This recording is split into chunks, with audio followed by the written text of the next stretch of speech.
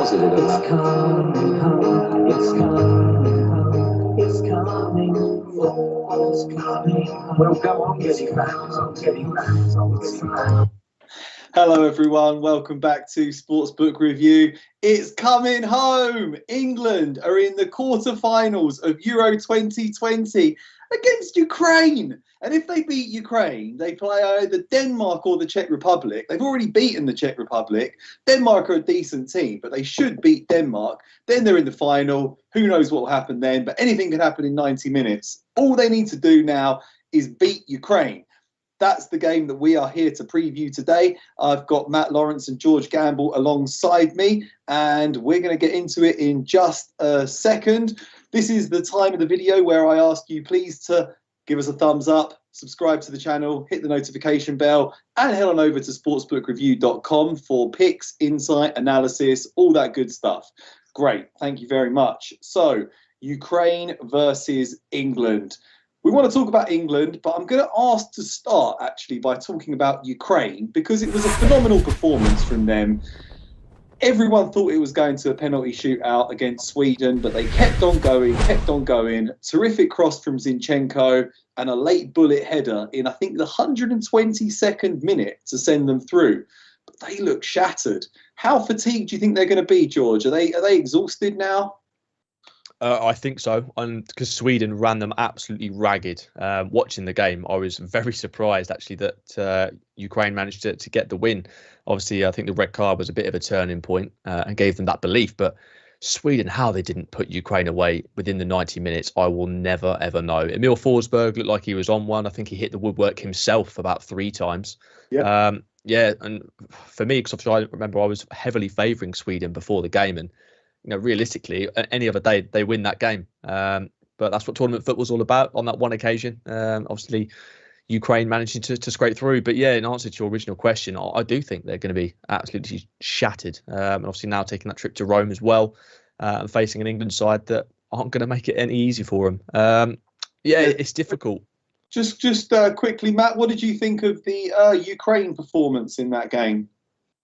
I wasn't that impressed, really. I mean, when you're looking at Forsberg running circles around you, and then now you're going to come up against the likes of a Jack Grealish, maybe, in the 60th minute, maybe he doesn't start, but when you're tired and leggy, and then Grealish comes on in the second half, I mean, Grealish, comparison to Forsberg is it's not really much of one. I think that Forsberg's best days are kind of behind him, and we've got Grealish, who is completely world class. So just when you're analyzing like those two kinds of players, like that's a player that they struggled with. Well, they're about to get a mix of a lot of those type of players in this English squad. So yeah, I wasn't very impressed, shocked that they were able to get it done even in extra time. I thought it was for sure going to penalties. So yeah, I think that England, I mean, this is their chance, guys. I'm rooting for both of you. So it does come home for you guys. So I've only been to 2 European countries, England and Greece. Obviously, Greece in 2004 was the shock of all European shocks, that winning that tournament. And yeah, so hopefully England can do it this year. I think that this is their best chance that we've seen in a long time. Yeah, I was working in a load of betting shops across North London for that Greece victory, and the whole place was just swarming with excited Greek fans. No one had ever seen anything like it. They were driving around in their cars, tooting their horns, burning flags. It was all going on. But you mentioned Grealish there, Matt. That's a good segue into the next discussion point. Who's going to start? Who do you think is going to start, George? Who would you put in? Well, not who you would put in your starting 11, but who do you think Gareth Southgate is going to put in his starting 11 with the depth of quality available to him? Yeah, as much as it annoys me to say, I think he'll start Grealish on the bench yet again, just because of how impactful he is coming off of it. I don't think we'll see Sancho yet again. You can't drop the likes of Sterling. It wouldn't surprise me to see maybe Mason Mount come back in. Into that sense, obviously behind Harry Kane. Yeah, we all, as English fans, we want to see Jack Grealish. He's the man of the moment, isn't he? He's the one that everyone's talking about, and he was the game changer when he came on. He was just brilliant. It didn't touch the ball that often, but when he did, it ended up in a goal, whether it was a pre-assist or assist. So we want to see him start, but I think Gareth Southgate's the kind of man, if it's not broken, don't try and fix it. And I think he'll stick with the similar format and potentially bring Jack Grealish on at around that hour mark, just to cause Ukraine further problems. Okay, do you think he'll stick with the back three? Because he seemed to do that to nullify the threat posed by the attacking triumvirate of Germany. Do you think he'll persist with that? Because Shevchenko put the same formation out as well for their game against Sweden. I imagine he'll probably stick with it. But do you think we need 3 defenders and 2 fullbacks and two holding midfielders against Ukraine? No, I don't think he'll do that. I think against Germany was a different matter. We saw Germany absolutely pulverise Portugal, the holders, with that formation. And Ukraine will probably deploy that back three yet again, I think, against this England side. But I don't think Gareth Southgate will see Ukraine in the same light as Germany. And I think he'll want to dictate the game slightly. So it would very much surprise me if we didn't revert back to the back four, if I'm being honest. So then we can bring in an extra attacker, hopefully. Yeah. Wonder if Bukayo Saka's going to keep his place. I mean, you can't drop Raheem Sterling. Harry Kane's now getting a taste being among the goals. Matt, can you see Harry Kane continuing to get on the score sheet in this one? Think he's going to maintain his form in front of goal? I do. I think that was kind of, it's the monkey off of his back a little bit, to get that first goal in such a big moment at Wembley.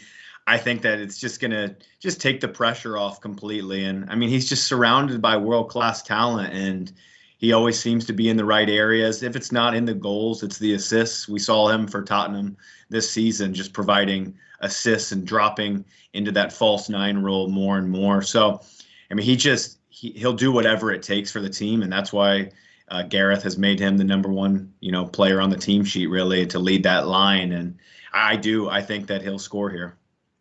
Probably get a good set of odds on him getting on the score sheet. So Ukraine started the tournament with a very entertaining 3-2 defeat to the Netherlands. They battled back really well, scored 2 good goals, unfortunately lost it. Relatively unconvincing 2-1 win against North Macedonia, and then they lost 1-0 to Austria. But they kept going against Sweden. They did create chances. They scored and they grabbed that goal in stoppage time, despite playing a slightly more defensive formation. The big question is, guys, can they score in this game? What do you think, George? I've made sure that I've looked at this one with my rose-tinted specs taken off.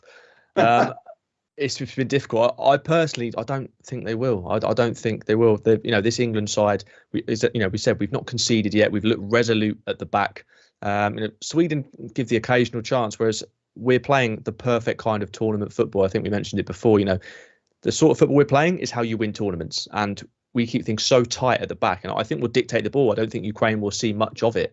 So for me, I don't see them necessarily scoring. I think they'll be far more concerned of keeping it out the other end than maybe venturing forward. I think they'll probably try and drag us into deep water if they feel they've got a chance. It'll be in that maybe added time or around the 90 minutes. Well, yeah, we were talking about it before the show, weren't we, guys? That Gareth Southgate has sort of fostered this culture of hard pressing, defensive football, very organised, very disciplined. It's not particularly attractive to watch, but it has been brutally effective so far. They've limited their opponents to very few chances and look very solid. Obviously, 4 clean sheets in a row. Matt, do you think they can keep it going against Ukraine? Do you think they can shut out Yarmolenko, Yaremchuk, Zinchenko, all those guys? I do. I mean, especially I think that, we touched a little bit on the lineups, and I think that Gareth Southgate will stay and stick with what's been working here with the back 5, back 3, whatever I guess it is going to be more of a back 3 here when you look at England should dominate most of the possession. So the wing back should be pushed up a little bit higher. And yeah, I mean, I just see, it being very difficult for Ukraine to score. I think that it's either going to take a mental lapse by the defense on a set piece for England, or it's going to have to be some kind of worldie from Yarmolenko from outside the box. I think that those are the only ways. I don't see them ever slicing and dicing England and cutting them open. It's going to have to be from set piece or just a worldie, really, for me. So yes, I would be taking, a Ukraine team total under if I had to. It's just going back to what's working, really. England have not conceded, and they've faced some offenses that I think are a little bit, better, or at least on par with this Ukraine team. I just don't see there being many clear-cut opportunities. I mean, there's maybe going to be 1 or 2, and like I said, they're going to have to be hit fantastically or some type of mental lapse for, I think, it to go into the back of the net. I think if you add to that, Yarmolenko might not even be fit for this one. He limped off against Sweden, and they're probably one of their main goal threats. So if he's not even available, then the chances of them scoring is even less likely. Yeah, he's got to be 31 now. They've got a few players north of 30 that did look, like you said, run ragged by the end of that Sweden game, which could be a bit of a worry for them. So if we're thinking Ukraine aren't going to score, do we think this is going to be an unders game? If you were just looking at the total goals line, 2.5 goals, are you going over or under that? What do you think, George? Yeah, I'd lean more towards the unders, if I'm honest, just because of the importance of the game. And I think Ukraine will make it a dogged affair. I think they'll try and keep it tight, limit England to as few chances as they possibly can, and maybe not venture forward until, like I said earlier on, the later parts of the game. And so for me, I just think this is going to be a tight one. It's, England, they should be scoring 2 or 3, but that's not the way they're playing. They're just trying to keep things very tight. They build it up, and I don't see there being an absolute hatful of goals in this game. So I would definitely be leaning towards the unders here. Yeah, okay. Would you agree with that, Matt? I would agree with the unders here, but I wouldn't want to play it because I think that we're bound to see England explode at some point. I mean, there's too much quality, there's too many opportunities, and once that first one goes in, I mean, this one's going to have to open up a bit, and Ukraine are going to have to push a little bit, and that's going to leave them so exposed on the likes of, if Sterling and Kane. And I could see this one kind of being the get right game for England's offense. We have not seen it really come alive yet. They work very clinical against Germany, and they took their opportunities, and that is the reason that they won that match. But I think that maybe that could be a boost just because of how clinical they were. I could see England scoring 3 here very easily. I really could. So I wouldn't want to even be in that kind of in that market really at all. Okay. We've seen quite a lot of cagey starts to games featuring England. You know, they keep things quite tight at the back at the start, and they seem to sort of grow into the game in the second half, particularly when the likes of Grealish come off the bench. Not sure if he's going to start in this one, but potentially they've got a lot of firepower on the bench, basically, that can come on and change the game. I was just looking at the lines here, the prices, and I can see plus 135 on second half to be the highest scoring half. Do you take that? So I had that exact same wager in the Italy versus Austria match, and that one didn't come in. That's always hurtful when it goes 0-0 at halftime, and then there's a VAR decision, and Italy just didn't have their shooting boots really in that second half. But yeah, I think that's a very decent look at it. I think that there will be more goals in the second half because eventually Ukraine will have to come out of their shell. Okay. You got any cards bets on this one, George? I know you're always looking at the card markets. Do you think it doesn't seem like it's going to be a particularly feisty game, but you never know, do you?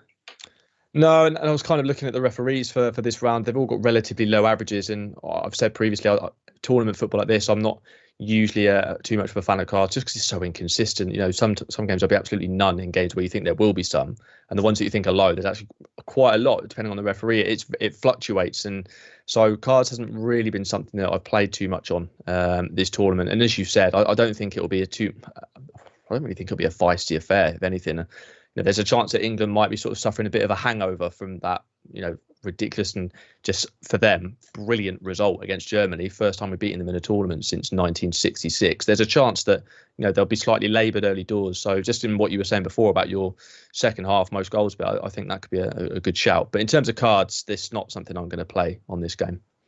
Okay, nice one, thanks. Yeah, first victory for England in 90 minutes in a knockout stage game at the Euros ever.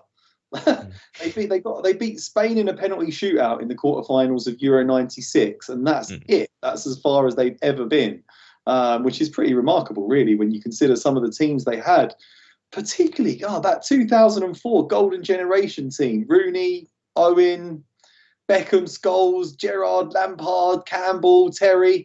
What happened? This could be the England team that puts an end to all of those records and hopefully goes all the way. I've asked a lot of questions because we're all going to end up at exactly the same point here, which I'll reveal now. Esteban, could you please bring up the picks and I will tell you what we're all going for.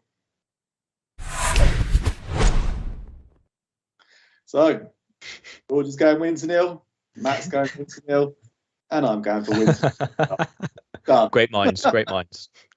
Great minds think alike. And we've been covering a lot of these matches throughout the tournament, and there's never once been a game where all three guests and me, all three people appearing, agree on the exact same pick. So if you have any faith in us, go for England. I'm scared now. I'm scared that Ukraine are going to get on the score sheet. But I mean, if you don't think they can get the job done like that, you can go England -1 Asian handicap. You can go England and under 4.5 goals. You could go. There's all sorts of ways you could play it, but we're all thinking that England are going to grind out a relatively low-scoring but composed victory. Hope we're not eating our words come the semi-finals, and I hope it's still coming home. You probably won't know this when you're watching this on replay, but we're actually filming while Spain are playing Switzerland. So I don't want to keep you guys too long. I know everyone wants to get on and watch the game. So thank you very much, George. Thank you very much, Matt. Thank you both for joining me on this fine Friday. Good luck to all our viewers. Give us a little thumbs up on your way out. And thank you very much. Hope you have a great weekend. Hope all your bets are winners. And we look forward to seeing you next week to cover the semi-finals. Thank you very much, guys. Cheers. Appreciate it, Martin. Thanks. Cheers. Take care. Bye-bye.